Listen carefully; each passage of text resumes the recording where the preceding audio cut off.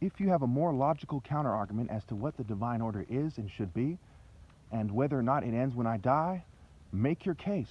None of them have.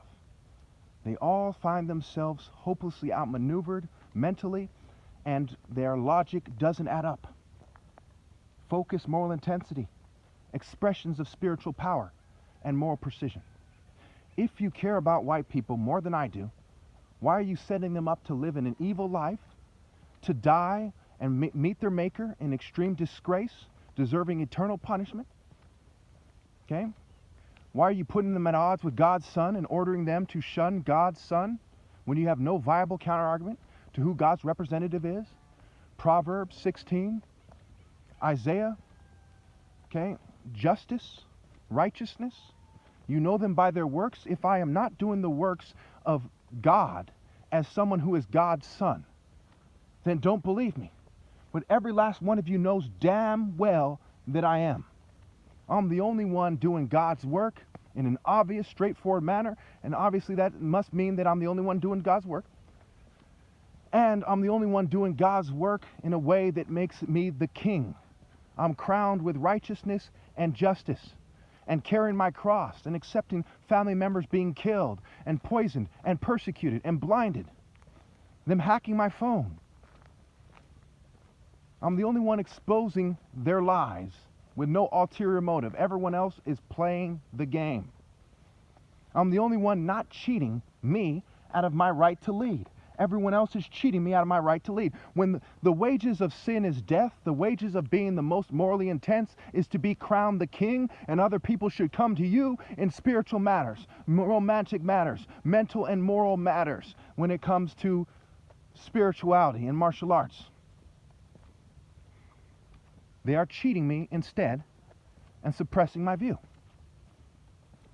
Therefore, I have judged them fairly. I was right to judge them. I have cleansed my clothes. I was born blameless, and I went out of my way to make sure that my blameless argument was sound before I started casting the first stones spiritually. Whoever falls on these stones that I cast spiritually is done. Those who fall in line and get behind me and realize that I come first as God's Son, and a divine verdict, God's verdict is on my lips, are spared eternal punishment. This is the end. Technology, breeding, ill-gotten gains, mind control, cheating, cultures of deception, idolatry, mass rape, rape by deception, mass murder, starvation, exploitation, gentrification, institutional racism, all these things that are obviously happening on a large scale have made it clear. These are signs that a fool should be able to interpret. This is the end of humanity as human beings. After I die, there won't be a single human.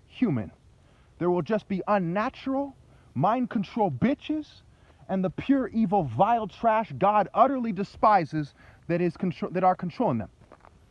They have no viable counter-argument to these things, but they will lead their children straight to hell by ignoring my arguments.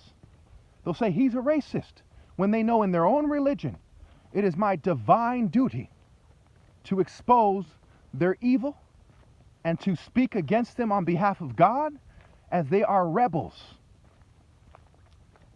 Evil people inspire rebellion. The messenger of death will be sent against them. On the lips of a king, God's verdict is on the lips of a king. His mouth should not err in judgment. His verdict is the messenger of death for you and your offspring, the messenger of spiritual death. You will be damned to hell, and you will not have the Spirit of God with you in life. And many of you are too immature, too Hollywood-like bitch, too Crowley-like pussy to truly appreciate your sentence. And those same idiots who cannot appreciate why this is something you shouldn't wish on your worst enemy are the same bitches who are telling you not to listen to me, but to listen to them and their pedophile butt buddies. Think about it.